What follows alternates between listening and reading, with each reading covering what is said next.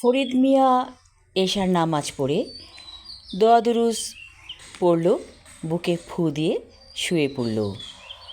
ওর স্ত্রী রহিমা খাতুন জানে ফরিদ মিয়া এ সময় ঘুমিয়ে যায়, কারণ ফরিদ মিয়া আগেই বলে রেখেছে আমাকে এশার নামাজের পরে আর ডাকবে না, আমি ঘুমিয়ে যাব। ফরিদ মিয়া বিয়ে করেছে প্রায় 10 বছর হতে চলল, কিন্তু রহিমা খাতুনের কোলজুড়ে কোনো সন্তান এলো না। এই একটা আফসোস রয়ে গেল ফরিদ মিয়ার। দোষটা কার কেউ জানে না, বড় ডাক্তারের কাছেও যায়নি। তারপরও ফরিদ মিয়া আশা করে রহিমা খাতুনের কোলজুড়ে সন্তান আসবে। রহিমা খাতুন মাঝে মাঝে ফরিদ মিয়ার সাথে থাকে না। সে আগেই বলেছিল সে তার শাশুড়ির সাথে ঘুমাবে, কারণ শাশুড়ি অনেক বয়স্ক মানুষ, আবদার করে বলেছিল রহিমা খাতুনকে যেন রাতের বেলা শাশুড়ির সাথে ঘুমায় রহিমা খাতুন। সেই অনুযায়ী চলে গেছে রহিমা খাতুন শাশুড়ির সাথে। শাশুড়ির রুমটা একটু দূরে। ফরিদ মিয়া যেই ঘরে ঘুমিয়েছে তার 2টো রুম পরেই শাশুড়ির রুম। গভীর ঘুমে আচ্ছন্ন ফরিদ মিয়া হঠাৎ মনে হলো কে যেন তার পাশে এসে বসল। ফরিদ মিয়া ঘুমের মধ্য থেকেই বলল, কে তুমি? সে বলল, আমি আমি এসেছি তোমার কাছে। ফরিদ মিয়া বলল, তুমি আমার কাছে আসছো কি চাও? সে বলল, আমি একজন পড়ি, তোমার দুঃখ দেখে আমার খুব কষ্ট লাগে। যদি তুমি চাও আমাকে বিয়ে করতে পারো, আমার ঘরে তোমার সন্তান হবে। ধরফর করে উঠে বসল ফরিদ মিয়া। চোখ মেলে দেখল কেউ নেই। কি দেখছিল সে? এটা কি স্বপ্ন ছিল নাকি বাস্তবেই ঘটেছে ঘটনাটি? আবার কেউ যেন কানে কানে বলল, আমি আছি তোমার কাছেই, দেখতে চাও? ফরিদ মিয়া বলল, দেখতে চাই। তারপর দেখা দিল সে। ফরিদ মিয়া দেখে আশ্চর্য হয়ে গেল, বলল, আমি কি তোমার যোগ্য? তুমি এত সুন্দর নারী? পরী বলল, কিন্তু তোমাকে আমার ভালো লেগেছে, তুমি ধার্মিক সৎ মানুষ। কিন্তু আমাদের তো বিয়ে হয় নাই, তাইলে কেমনে বাচ্চা হইব?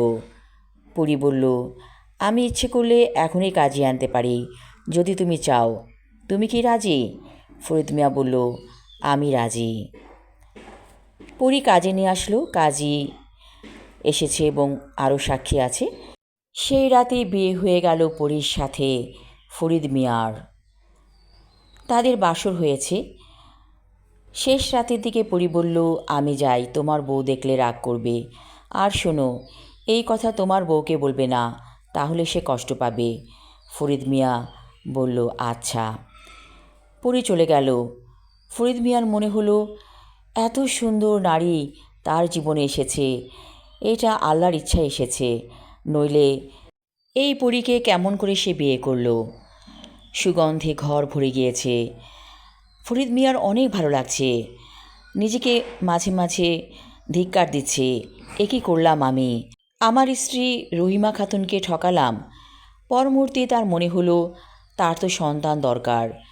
পরীর গর্ভে যদি তার সন্তান জন্মায় তাতে দোষ কী? এই বলে সান্ত্বনা দিতে দিতেই আজান পড়ে গেল।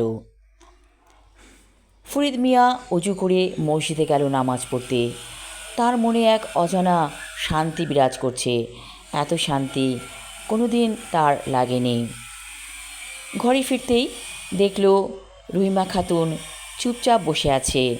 মনে হচ্ছে সে যেন চিন্তিত। রহিমা খাতুন বলল, আমি একটা অদ্ভুত রকমের স্বপ্ন দেখলাম গত রাতে, এটার কারণ কিছু বুঝলাম না। ফরিদ মিয়ার মুখ চোখ শুকিয়ে গেল। মনে মনে বলল, হায় আল্লাহ, রহিমা কি সব যাই না গেল? রহিমা খাতুন বলল, আমাদের ঘর ভরা সন্তান, আমি গুণে শেষ করতে পারতেছি না। ফরিদ মিয়া চুপ করে থাকলো।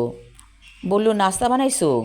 কিছুক্ষণ পরে রহিমা খাতুন বলল, পাশের বাসার খালাম্মা নাস্তা দিয়া গেছে, মোরগ পোলাও। তাই নাকি? পাশের বাসার খালাম্মা এত সকালে নাস্তা দিয়ে গেল? ফরিদ মিয়া গোগ্রাসে খাচ্ছে। মনে হচ্ছে এত মজার খাবার সে কোনো দিন খায়নি। মনে একটু সন্দেহ হলো, ভাবল পরই হয়তো খালাম্মা সেজে নাস্তা দিয়ে গেছে। ফরিদ মিয়া বলল, চা খাইলে ভালো হইতো। রহিমা খাতুন বলল, সে চাও তো দেয়া গেছে, ওই দেখো কি সুন্দর একটা ফ্লাস্ক। ফরিদ মিয়া দেখল খুব সুন্দর রূপালি রঙের একটা ফ্লাস্ক। চা ঢেলে খেতে খেতে ফরিদ মিয়া বুঝতে পারল এসবই পরীর কাণ্ড। রহিমা খাতুনকে আর কিছু বলল না ফরিদ মিয়া, বলল, পান হলে ভালো হইতো। রহিমা খাতুন হাসছে, ওই দেখো পানও আছে। সেই পান মুখে দিয়ে ফরিদ মিয়া আনন্দে আত্মহারা হয়ে গেল। যাক, এখন আর অভাব অনটন থাকবে না। দ্বিতীয় বউ পরী তার জীবনটাকেই পাল্টে দিতে চাইছে। ফরিদ মিয়ার মনে আবারও অজানা সুখ বিরাজ করতে থাকলো। রহিমা খাতুন বলল, আমি একটু বাবার বাড়ি যাব, আমার মনটা জানি কেমন করতেছে আব্বা আম্মার জন্য। ফরিদ মিয়া হেসে বলল, অবশ্যই যাইবা। কখন যাইবা? রেডি হও, তোমারে দিয়ে আসি। রহিমা খাতুন বলল, বাবার বাড়ি তো কাছেই, তোমার যাওয়া লাগবো না, আমি একাই চলে যাবো। কিছুক্ষণ পর রহিমা খাতুন ব্যাগ গুছিয়ে চলে গেল বাবার বাড়ি। ফরিদ মিয়ার অনেক আনন্দ লাগছে, মনে হচ্ছে এইবার পরীর সাথে ভালোভাবে মেলামেশা করা যাবে। তার মা ওই রুম থেকে ডাকলো ফরিদ মিয়াকে, বলল, ও ফরিদ, আমারে নাস্তা খাওয়াই দেয়া যা, আমার ক্ষুধা লাগছে।